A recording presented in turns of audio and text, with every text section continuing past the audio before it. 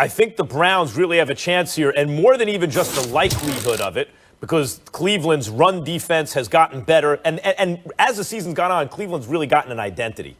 They're the run-the-ball, stop-the-run team.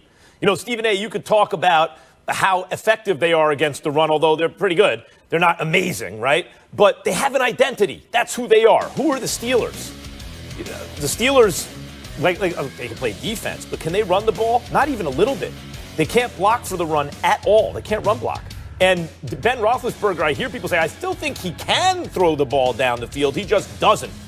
Why? Because the line's not giving him enough time for the receivers to get downfield? I don't know. When I've seen him take shots downfield, I don't really like what I see. He gets rid of that ball quick on those short little passes. But when the defense is playing up, like if you can't run the ball anyway, right? And that's bad for the run. So I do think the Browns, who have real talent on both sides of the ball and an ascending quarterback, have a good chance to win. But more than that, Stephen A., that would really be an upset. It would be an upset because it would upset the culture. Huh? No, I said the only reason why. I'm sorry, I thought you was finished. My apologies. That's all. Go ahead. Go ahead and finish. No, sorry. I'll just say it would upset the culture of the sport, certainly of the AFC North. But the fact that little brother, that would come up in the world like that the Steelers look at that division, don't just have to worry about the Ravens, but the Browns too, would be an enormous psychological upset in the world of football. And I think that's the most likely one. First of all, you need to educate yourself on rivalries because the Cleveland Browns are no little brother of the Pittsburgh Steelers. As a matter of fact, they ain't even family, okay? They ain't members of the family, right? Who the hell are the Cleveland Browns, all right? You know what I'm saying? They're enemies, all right? That's what they're enemies, and the Steelers usually stomp on them, right? They ain't family. So let's get that out the way right now. That's number one. Number two, even though I'll give you this, if there's any validity to your argument, it's the fact that it would be an upset in my eyes if the Browns beat the Steelers. I don't think that Tennessee should be labeled an upset if they beat Baltimore. But that's who I'm going with here in terms of picking which team I think is going to win. Since people are talking about Lamar Jackson and J.K. Dobbins and the Baltimore Ravens with Harbaugh and all of these boys, I'm thinking about Tennessee. I will remind you, Tennessee already beat the Baltimore Ravens this year. It was an overtime game. Derrick Henry scampers for a 29-yard touchdown run. In overtime, they win that game. He finished the game with 28 carries for 133 yards. But forget all of that, Max. You remember what happened in last year's divisional playoff game in Baltimore when Tennessee showed up there? A guy by the name of Derrick Henry showed up then, too. He ran the ball 30 times that day for 195 yards. I'm talking about running. Baltimore ain't sleeping this week. They ain't sleeping this week. They nervous as hell. They worried because you got that brother to be worried about here. And Ryan Tannehill has played some decent ball. Corey Davis, obviously, last time he showed up against Baltimore, he had over 100 yards receiving. Okay, you still got A.J. Brown who can ball. Now, Tennessee gives a lot defensively, but in the same breath, they don't always break. They've got a couple of big victories this year, including the one against Baltimore that I mentioned, a split with Indy as well. But the bottom line is this. When you look at Lamar Jackson, he threw for 100 and change against them in the regular season. Last year in the playoffs, he wasn't that impressive throwing the football, which we've both lamented. The reality is that if you are the Baltimore Ravens, at some point you're going to need Lamar Jackson to use that arm to win a playoff game. I think Tennessee should be the favorite in this game. I think they'd be ready. Obviously, Baltimore could win this game, but I'm not picking them to do it because they don't have Derrick Henry.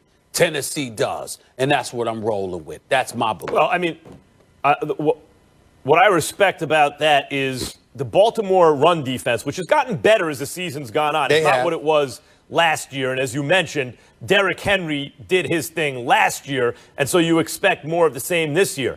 But on the flip side of that, Lamar Jackson in his first playoff game was god-awful in the first half.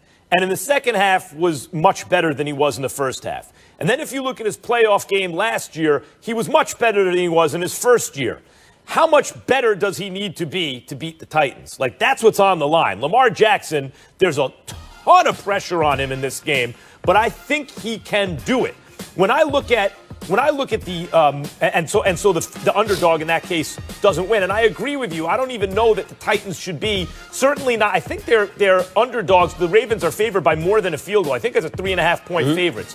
So I agree with that. It's more like a pick-em type game. But I really would view the Browns beating the Steelers as an upset in a larger way than just the odds. It would upset the way we think about the NFL, at least in terms of that division. The mighty Pittsburgh Steelers, who go 8-8 without Roethlisberger last year, who were undefeated for so much of this season, versus the Browns, who were in utter disarray in recent years.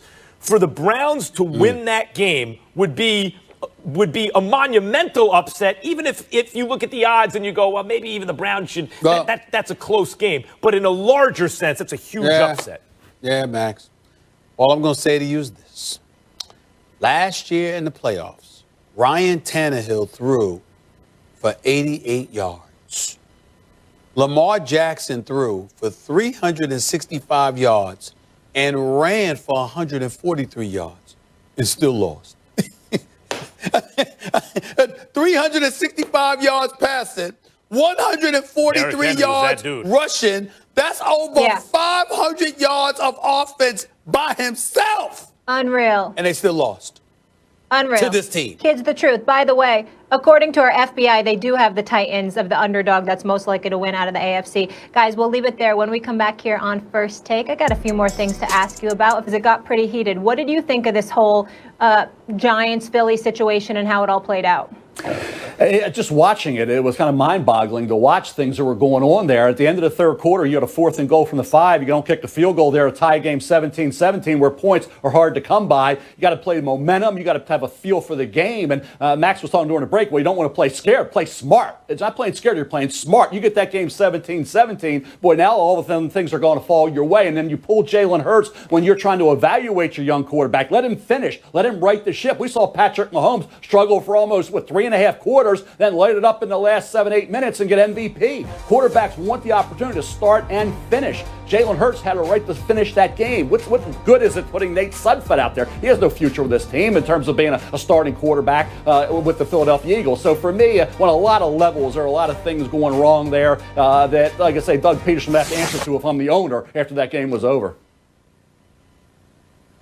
Hey, real quick, guys, I would say this. We don't need to get bogged down in the decision to go for it on 4th. I did not mind that at all. I'm a Giants fan, so I want them to win. But I 100% agree with you about Hurts. The reason the Sudfeld argument doesn't hold water is because what you need to evaluate is your second-round quarterback, because Wentz ain't the guy. So going forward, do you need to look for a quarterback, or do you have one in Hurts? And one of the things is primetime game, playoff implications for the division, down 3 points, 4th quarter, the trend of your game is going down. Can you get it together and win the thing? That's what you want to find out. It was outrageous. Wentz is the guy. I disagree. I think Wentz is the guy. Whether they believe it or not, Wentz should be the guy. Wentz has proven to be a heck of a quarterback. People act like Wentz has never done anything in the NFL. Give me a break. So, again, surround the guy with players, keep everybody healthy, and Wentz is the guy. But whatever they decide to do is their decision. But in my opinion, Wentz should be the quarterback of this football team. Mel Kiper Jr., always good to see you, buddy. Happy New Year. I just want to make sure, want to make sure that you are aware. The person who forgot that Carson Wentz ever did anything in the NFL would happen to be Max Keller. We can move on.